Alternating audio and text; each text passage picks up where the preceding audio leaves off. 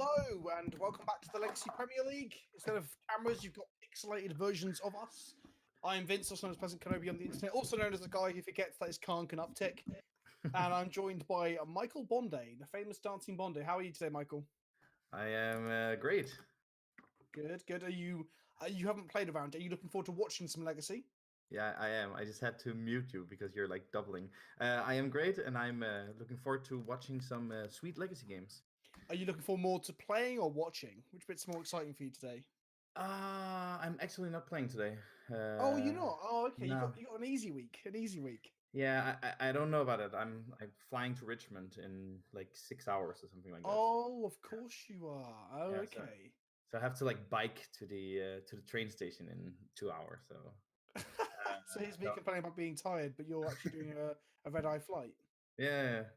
So Oh, wow. I think I don't know if it's easy, but it is, however, interesting what we're gonna look at because we're gonna look at Bryant Cook in his familiar habitat with the Storm deck. But I think we need to talk about that. This is the playoff bracket, and it's actually an elimination match. This one. Oh, is it? I think so. Yeah. So if we look at the bracket here, I'm all the way down. It kind of sucks. We have we have all the winner brackets. We have them already finalized with Jarvis against Julian, and then Javier against Autumn. Next time that we see some winner brackets. So this time it's we have what is it? It's so where are they on the bracket here? It's Bryant Cook against Phil Gallagher. Yeah. So it's Bryant against Phil in the losers bracket. Is that right? Is that correct? Yeah, it is correct. Never mind. Yeah, so we're gonna have a look at Phil against Bryant, and Phil has brought a mid-range deck, and Bryant has brought a storm deck. He's brought what Julian has dubbed the Epic Ant, which caused all sorts of confusion before we went live.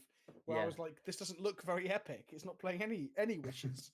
Julian's just calling things weird names now. But he's also listed, just so you all know, he's listed Phil's deck as 4-color loam when I believe it isn't 4-color. Yeah, just to make things a bit more interesting.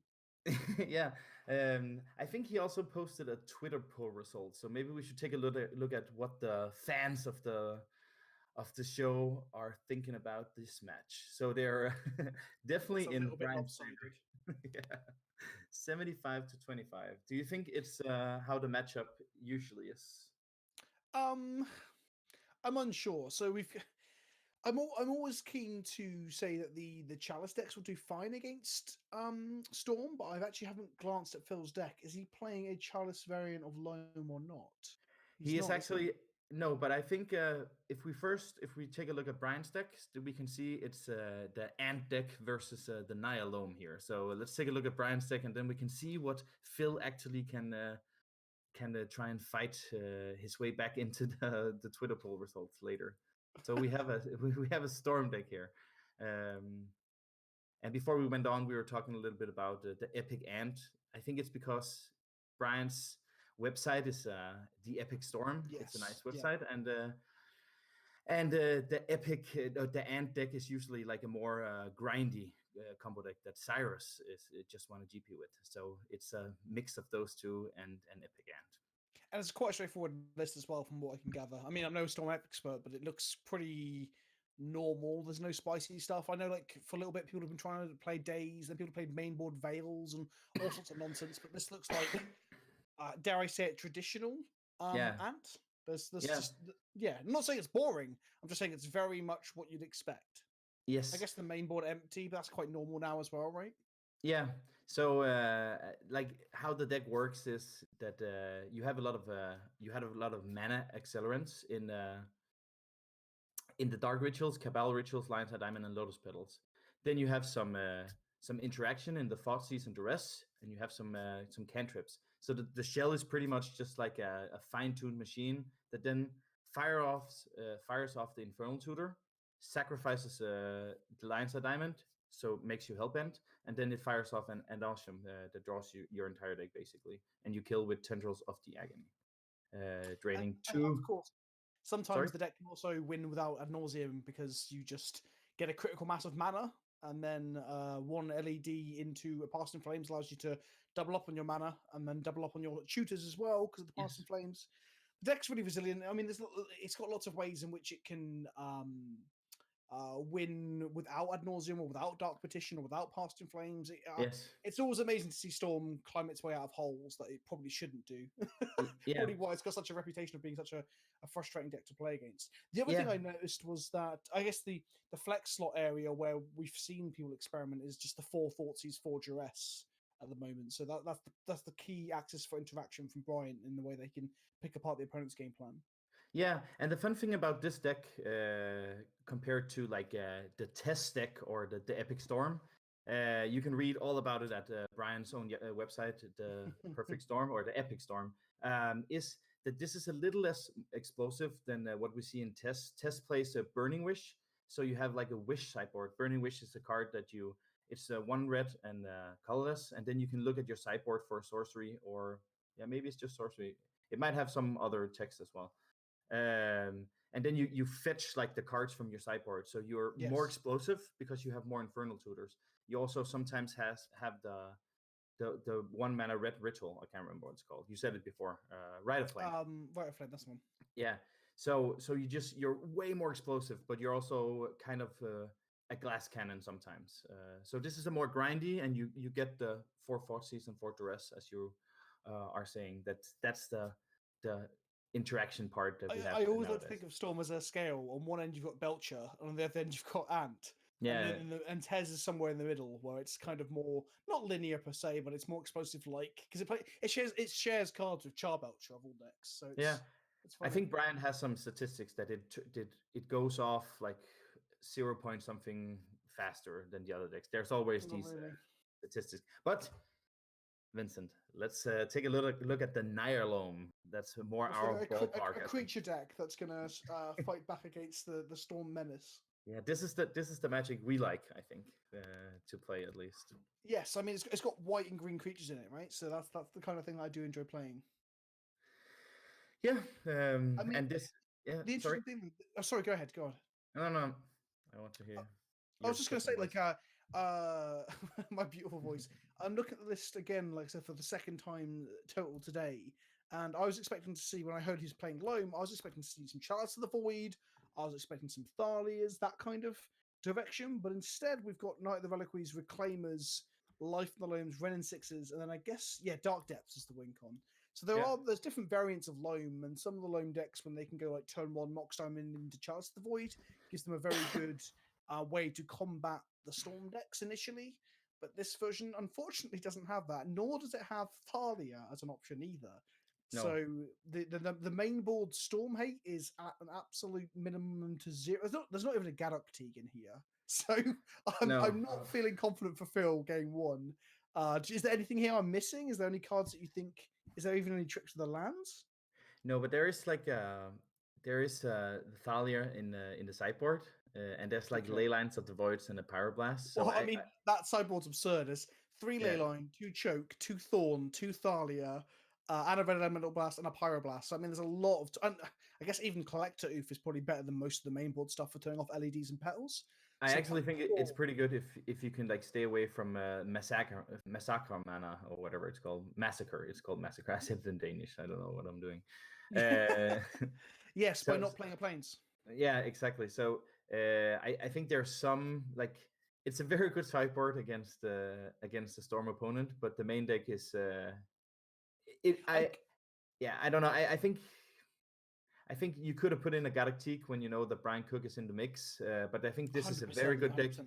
Yeah, it is a very good deck against an Elves deck, but it's kind of weaker game 1 against Storm. But then game 2, like the full arsenal will get there, like Chokes, Thorns, Thalias, Red Elemental Blast, Oofs, Pyroblast, like everything. Well, that's the thing. If your sideboard has that many options to fight spell-based combo, you can take a guess that the primary main deck isn't as good against that sort of thing. This deck is definitely here to duke it out with other mid-range decks. It's out to prey upon things like you said, Elves to an extent, even that's also a combo deck. But like, it should have a relatively good fight against like Death and Taxes, for example, or potentially Delver. Delver's a weird one at the moment with how good how well it's doing. But I mean, yeah, I think in terms of like a meta game, he was perhaps missing a trick, not thinking Bryant Cook. I should probably play some kind of taxing effects, and that's surprising coming from Phil Gallagher, who's also known for his website, which is about death and taxes and Yeah. Thalia decks. So that's interesting that one of them showed up with their actual deck that they always play and are known for and write about, and then the other, in this case Phil, didn't, but also didn't play, which would have helped him immensely in Yeah. actually not getting completely stomped game one. I mean, I guess to be completely fair to them, Phil could have a very fast Dark Depths kill. Like thanks to Mox Diamonds, he could power out a 2020 by turn 2 or 3 and swing with it. But I think that's probably his best bet. Or having Bryant struggle, stumble, and maybe a stray Night of Autumn for Green Sun Zenith destroys destroys a LED or something similar. Yeah. But with open known deck lists, Bryant can play conservatively, doesn't have to play out LEDs, but in front of a Thalia, like often happens in these kind of the Night of the Valkyrie matchups. So he I can actually play quite conservatively to not even get hit by those hate cards that are main board. I 100% agree. And I actually know that Phil is on the play, and it is a trajectory to actually win a game of Magic. So that will take us to the battlefield, Vincent, and see Phil Gallagher, the writer of, I think, Tolarium Academy, maybe the That's the one. inventor of Tolarium Academy, against Bryant Cook, the Epic Storm, Thraben Academy. Thraben Academy, The Thraben Tolarian colleges University. are very different. Oh, yeah, sorry. That's the more professor. That's Yeah, Murphy product reviews. that's the professor, but that's also a nice website. So there's a lot of nice websites with a lot of nice content. Check it out.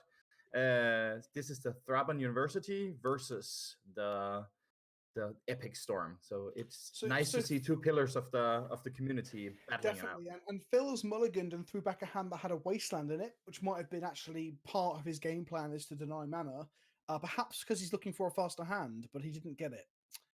And also, Bryant is also mulliganed to multiple mana. Oh, wow. Phil's mulliganed to 5. He definitely was looking for a fast start. It's so hard when you like don't see the shift. You just see there's 7 cards. Oh, this is a good hand, and but then they actually. Well, I missed this first 7 entirely. The second 7 had a wasteland, which I thought, and then in 6 I was like, okay, this could be what his game plan ends up being. Yeah. And Bryant's gone to a 6 and top decked tendrils, so he has the win condition in hand. He's got a lot of mana, but some of that mana is generated from a Lion's Eye Diamond, which isn't fantastic when you've got tendrils in hand. But I actually think, like, I haven't looked that much at the deck lists, but I don't know if Phil is actually playing. I'll just take a look here. If Phil is actually playing Bajuga Bug main, because then sometimes there was a guy. There we go. So that is the one piece of tech that I was looking for in the lands. That, when I said there's got to be something he can do here. So if he can get, you're right. If he can get a Night into play and have it on summoning sick, he could Bajuga Bog in response to a Lion's Eye Diamond being cracked, or well, not to the cracking, but to the next spell, and have some sort of counterplay. Yeah. So the crop rotation is actually a key interaction if Bryant wants to go for it. Oh, my apologies. Yeah, I missed the crop rotation hand as well. So that may be what he's mulliganing to. Instead of trying to go for a fast hand for the Dark Depths kill, might have been looking for a crop rotation, so he's got some sort of pre-board plan. And it might work out here, because it looks like with the Lion's Eye Diamond and Infernal Tutor in hand, we might be looking for a Past in Flames kill. Yes, just to try and go off, or even with the, like, if he gets the tendrils of Agony. Are we seeing the kill now? Is this the attempt at the kill? It looks that way. I would imagine when you play out all the Lotus Petals that you're going for the kill. But I'm not a Storm expert, but this is actually pretty nice, because if Phil is smart here, which he probably is, then he will fire off the tendrils in response to the Past in Flames. To the Past in Flames here. And he actually Bryant actually had turn 1. He had a Preordain, or the Preordain that he cast turn 1. He topped the Misty Rainforest, and then he bottomed the Thoughtseize, because he didn't think that the interaction probably was worth it in this matchup. But luckily for Phil, like going to 5, he has like the 1 crop rotation. I don't know if he plays more, but plays. Okay. So the reason that Bryant bottomed the Thoughtseize is that crop rotation doesn't matter here. He's going for the Ad Nauseam instead, so that he's got a much higher chance of winning. Yeah. So now his entire hand is stocked up, so he can just make goblins, and I don't think Blast Zone enters with 1 counter. There's no there's not even like There's no tabernacle, and there's no like similar No. to how other night decks might do. They might have a stone forge into Batterskull, Jitte. None of those things are going to happen here. There's also no like plague engineers main or anything, which is the new attack. Because Yeah. again, this isn't black in any way. No. Yeah, So it's not. I It's think Naya. I think he's pretty good. He's pretty set up with a duress here, taking away the crop rotation if it doesn't go for Bajuka Buck, and then just seeing the coast is clear, knowing the deck list. Bryant is a very Would you have bogged with the Cabal Ritual on the stack just to minimize his mana? I mean, obviously, empties. There's no point at this point. There's uh, minimal point. I don't think so. You have seen like the entire hand as well. So, oh, he's just wasting his own land here just to. It's like the classic Revoker abandoning hope. Yeah, and then Yeah, he's going just for continue. the Baron Glory.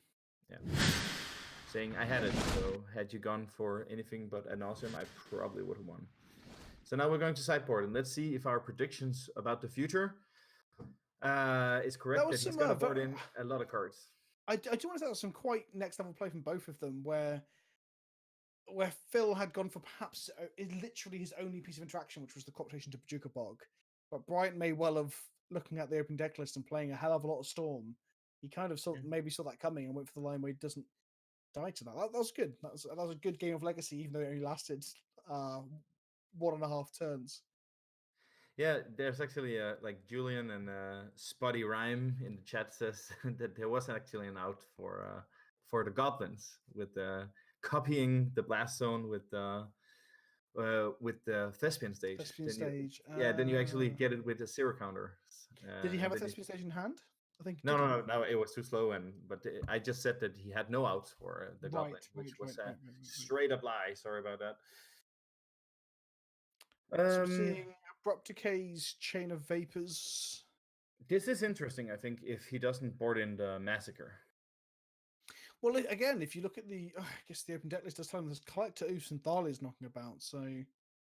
Yeah, I would find it weird not boarding in the Massacre, but I am definitely not a Storm expert.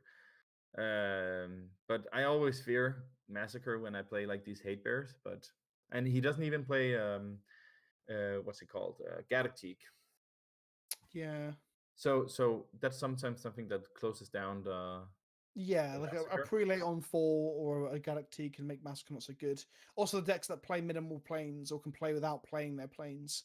The hands in D&T where you look at your hand and with an Aether Vial and a Caracas and you're like, well, guess Massacre's not going to get me today.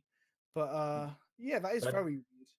But Vince, we have Cyrus in the chat, and he says that he would also board like this. So there's probably it's us as non-Storm players who are just not knowing what is going on. Well, that's the thing. Perhaps we play around and fear things too much. Yeah, it's interesting to hear. I never fear. I just can. They never have it. they always have it.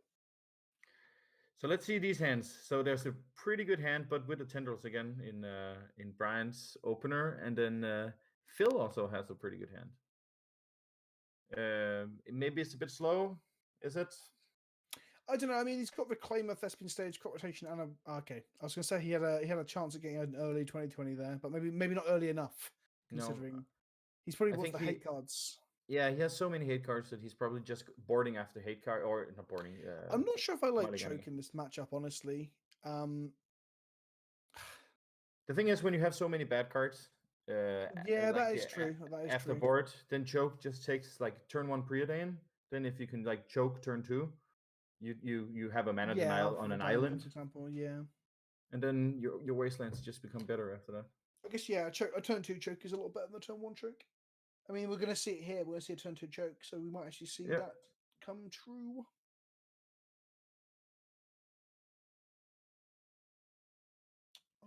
Julian is saying that like even though it's a little bit random, then the turn 2 choke, like it's either a hit or a miss, then it makes it harder to deal with.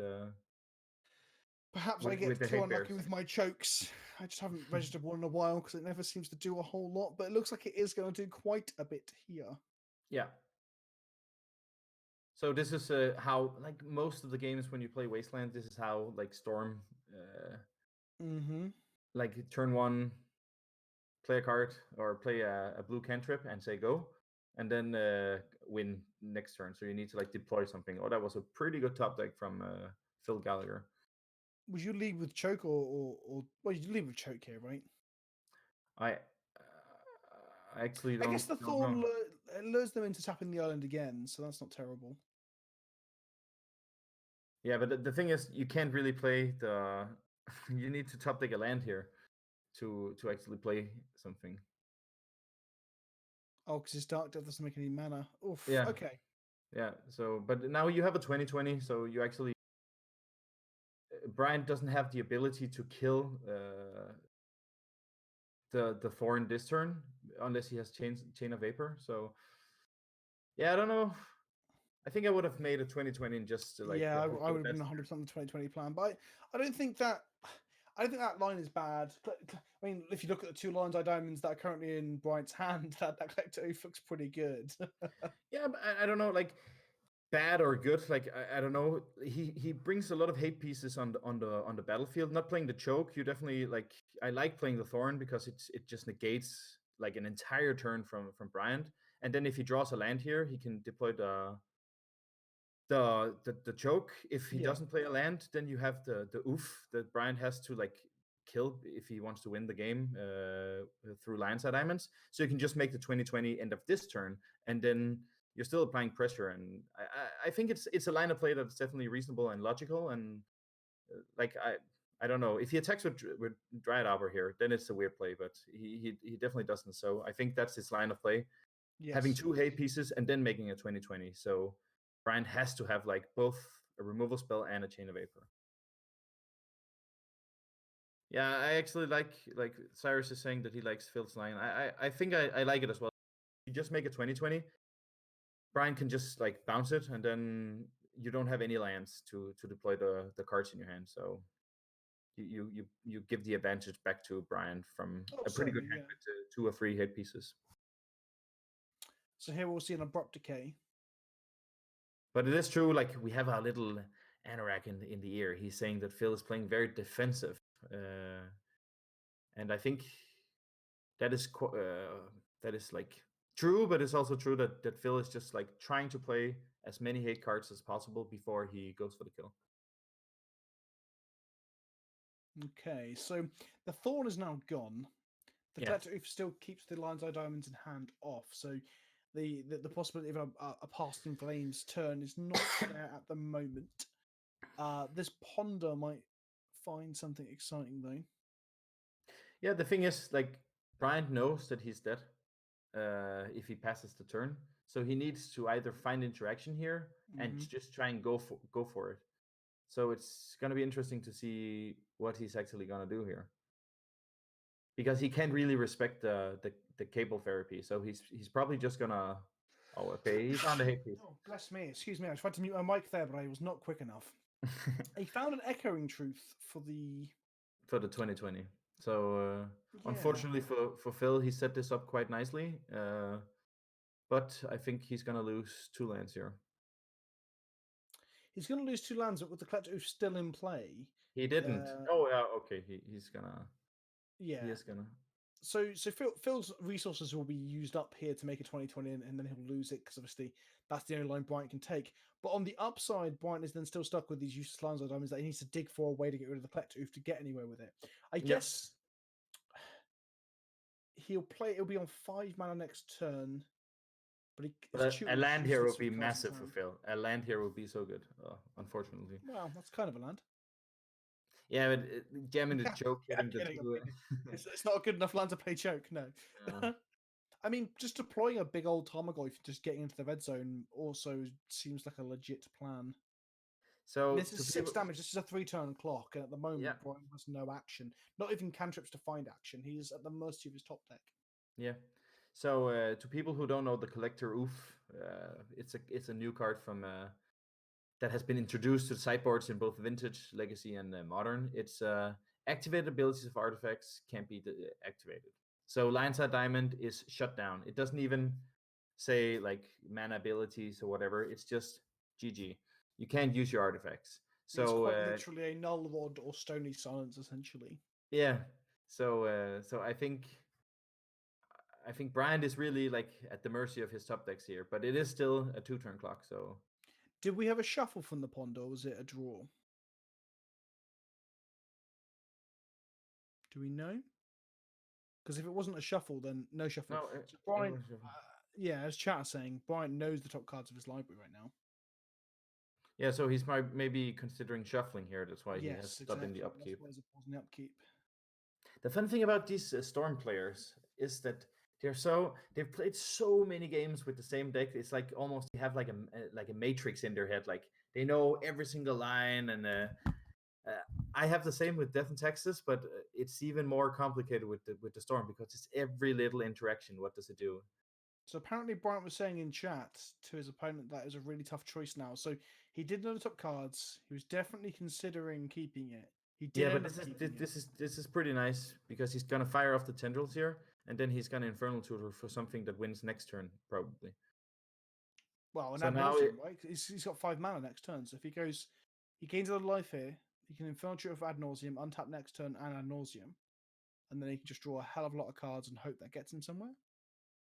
I guess Dark Petition's also not bad because Dark Petition can get. Oh, hang on. Does he have a red source in his mana base? He has a Volk, right? I think they always have like one. Yeah. So, okay, he's got a lot of options. Then it's not just ad nauseum.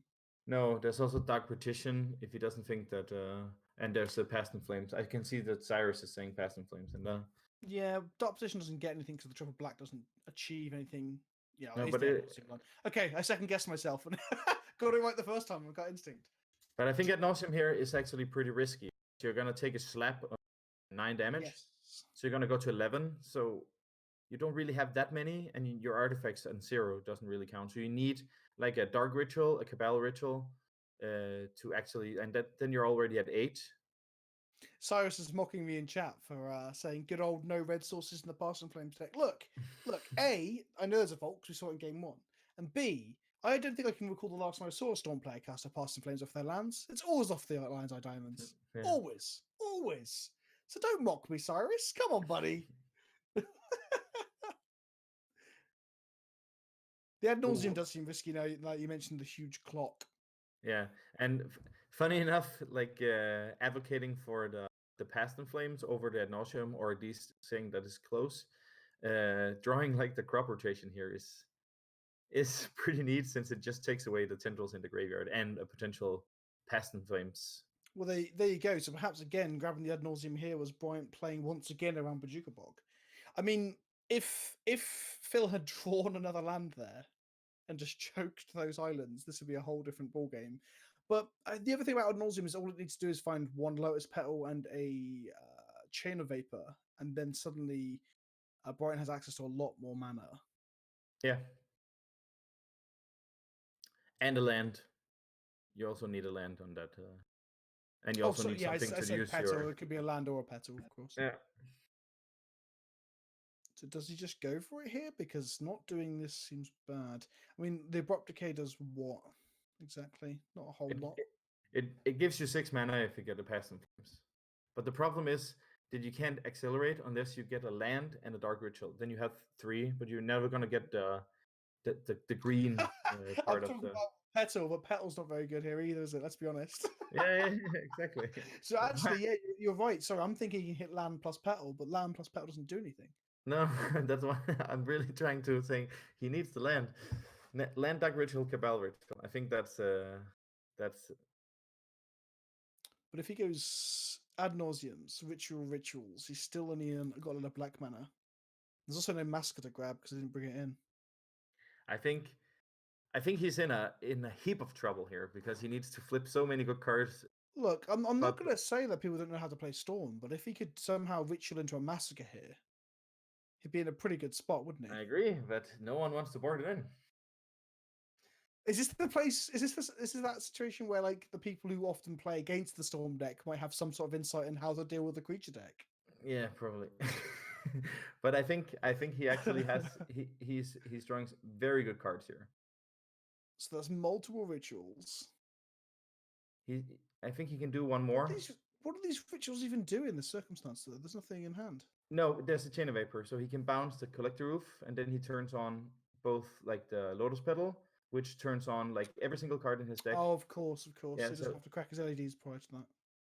but he needs. Let's see why he didn't. Why didn't he take one more damage here? I guess you don't want to hit Dark Petition and just die.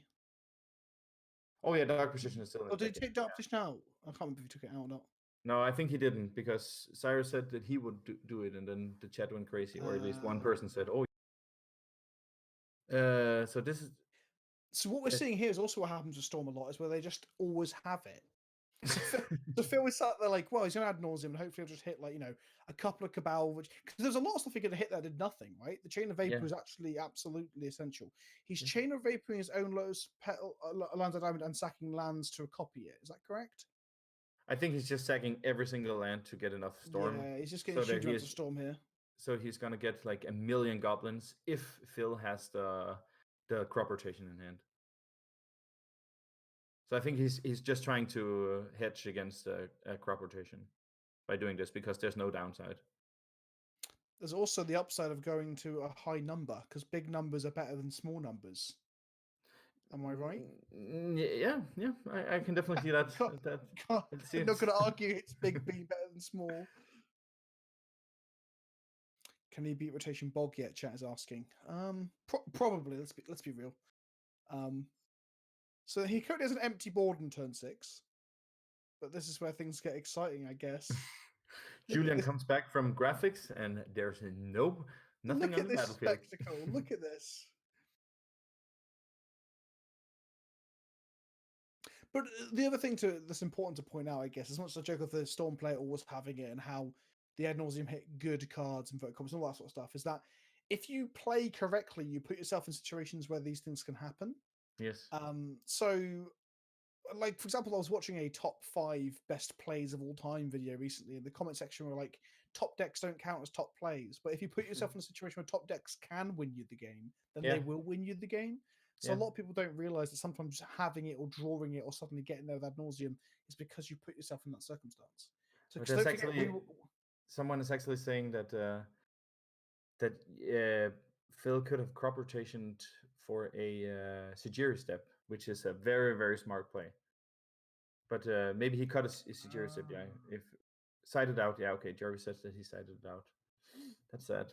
So that we can learn from this that if you're playing a crop rotation package with Sigiri step, then deciding it out against Chain of Vapor or Echoing Truth is probably not correct. Yeah, actually, just to follow up on while he's still like comboing here, I 100% agree, Vince. On I played a lot of Valakut at some point because it was very good in Modern, and the Jund players always said, "Wow, you're so lucky, you're top decking," but it was like top decking on turn 15 or something like that.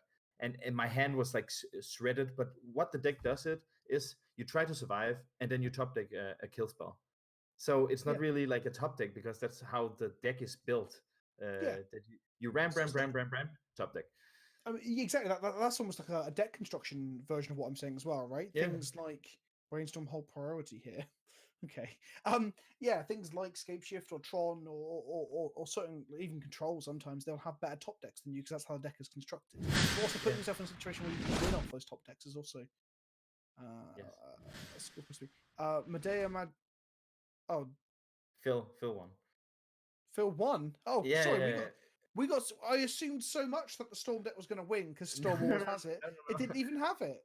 No, I was watching like every he started like casting his cards, then the hand size became smaller, and there wasn't anything except a Ponder and a Brainstorm. So he shuffled with Ponder, then he cast a Brainstorm, and he never got it. And holding priority to sacrifice it or to take away. I assume he's doing something here. Yeah. So let's see if he puts back in the Sigiri step. I have to drive to the airport in 40 minutes, so let's hope that it's a turn 1. Wow. I haven't packed yet. I forgot there was another Mythic Championship. They seem to happen every other week now. Jeez. Nah. Oh, come on. The last one was what, 3 weeks ago? Yeah, but it was at Arena. It doesn't happen every single week for me. Oh no. Maybe we'll have an arena one and a normal and an actual one every couple of weeks. Yeah. So now we're back at the battlefield, and looks like Bryant has shuffled here, so shuffled his hand. So he's mulliganing to 6, and it looks like Phil is fine with his turn 1 Green Sun Synod into a Thalia. I think the game before, it must be a game that's fun to analyze, Storm player, just to see if you actually could have done something differently. Because well, I mean, a lot of things was a was massive actually decision tree, wasn't there, when we were talking about what he can fetch with that tutor. The Yeah. moment you start casting demonic tutor, the options become very, very broad and wide, I guess.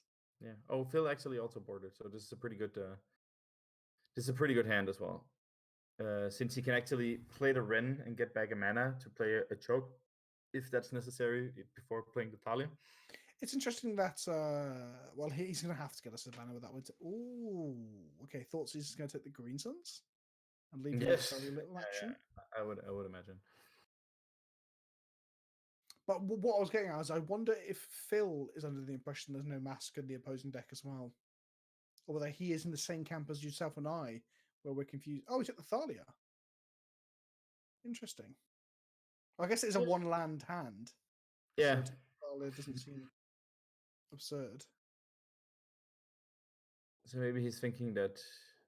Well, there you go again. There's that other element of that was much better if Phil top decked a land, which he did top deck a land. So yeah, Bryant playing a step ahead, or just that there's multiple decisions to be made, and Magic's a complicated and fun game. And good old Eldop in the chat says he would have wasted there, and I can definitely see that. But I think we're a little biased when we can see both players' hands. Yeah, wasting when you can wasting would also make choke harder to pull off as well. I mean, if Phil's just top decked a land, so expecting to top deck another land is yeah. Also, it's weird that Phil got the Savannah when he's got a Ren in hand, isn't that? Because if he can play Ren, well, he won't play Ren next turn, he'll probably choke. But if he can play Ren next turn, he can get back his Windswept Heath, and then he'll have all his colours. But I guess Night of the Valkyrie does enable colours too. Or maybe he just wants to wasteland him out of the game, who knows? Yeah, I think it's I joked about it, and I threw Eldop under the bus, but I think like thinking about wasting is always like something that you have to do. Bryant preordained and bottom, and Phil drew like probably the best card that he could draw in this spot. Like getting the Mux Diamond here, he can pitch the Wasteland, play the Ren, and then waste. Yeah, that was real good. Also, didn't punish him for fetching the Savannah either. So yeah. It's all coming up Gallagher, as they say. Oh, he's gone for the choke though. I guess the choke does the same thing the Wasteland does, right? Yeah, it's just he gets to like get all his mana on the battlefield, or use all his mana. Sorry. I think I would have cast a Ren. So Ren, bring back Wasteland, cast a Thorn. Wow.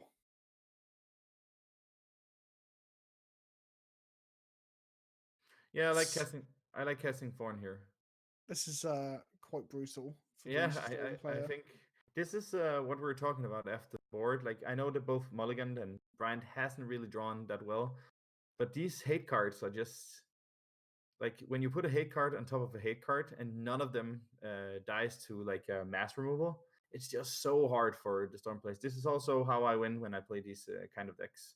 This is also a good testament as to why the whole Massacre conversation results in Storm players not bringing it in, because Massacre doesn't do anything here. Yeah. But the two hate pieces are not creatures. Just a little sloppy by Phil, not wasting before Bajuka Bucking just for Cabal Ritual, but it's fine. He's so much ahead that I think he's just like maybe he's just trying to make me feel at home, because that's the kind of thing that I probably would have done, to be completely. Oh, now a ley line as well. It's just getting worse and worse. Yeah. Oh.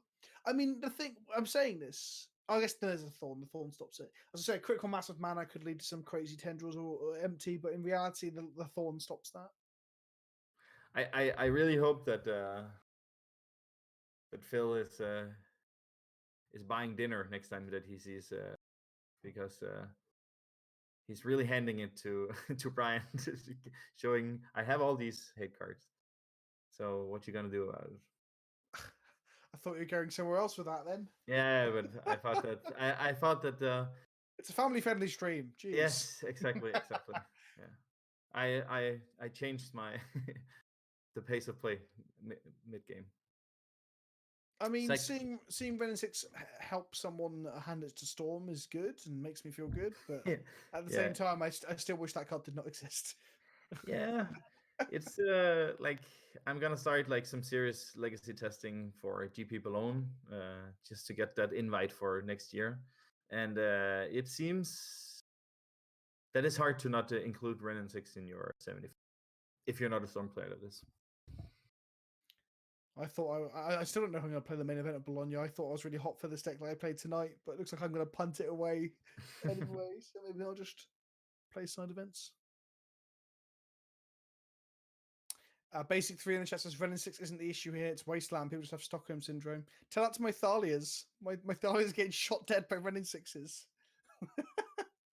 So we now have a huge night crashing in. I think this game. Well, I thought the last game was over in Bryant's favor, But I actually think that this is. I wouldn't say impossible because nothing is impossible. There's an F6 I mean, button some things are impossible, Mr. Bonde. Yeah, that is probably true. And I mean, if we probably couldn't, I don't know, switch bodies for a day. That's not possible yet. No, I mean, that's probably more within the realms of possibility than some things, you know. Yes, like Freaky Friday of D&T edition. Like Phil has literally drawn every single hate piece that he has in his deck. We haven't seen Nathalia. I wanted to play Nathalia, then shoot it dead with his own Ren and 6. Nathalia got the Fotsies turn 1. Oh, of course it did. So he has drawn it, just not played it. He has drawn every hate piece that he has except the crop rotation. Even the Pajuga buck. It's just he hasn't drawn anything else. That's nice. Except Teak, but he's not playing Teak Symmetry. I don't know if it was me that you're talking about. So that was the game, Vince. Wow, I'm impressed. Yeah. I was not expecting it to go that way. No. Well, we said that we actually said when we saw the Twitter poll that it might turn out that game 1 was a Storm favor, and game 2 and 3 was in the Naya's favor. And I mean, Cyrus was in chat saying that he thought this is probably Storm's best matchup.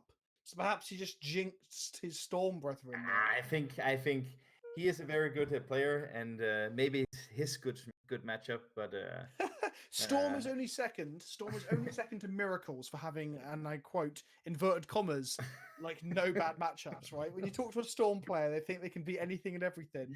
Yes. And only Miracles players think that more strongly about their deck. That's the bias right there. That's the bias. Yeah, at least I'll admit that Death and Taxes has a lot of really bad matchups, especially with all the stuff that's been printed recently. Cyrus is now saying Storm has a lot of bad matchups. Sorry, Cyrus. We'll make it up for you in Bologna. We'll make it up. Okay, yeah. So back to we actually have something that we need to do. We have a raffle, I think. Oh, sweet. Is it correct, Anorak, that we have a raffle? We have a raffle. So as soon as Anorak tells me that it's on, you have to write exclamation mark card hoarder in the chat, and then you're in the raffle for the 6 of these wonderful dice. Is it called die or dice, Vincent? Die. Okay, so 6 of these die. Is it really called die? Okay, yeah. Nice.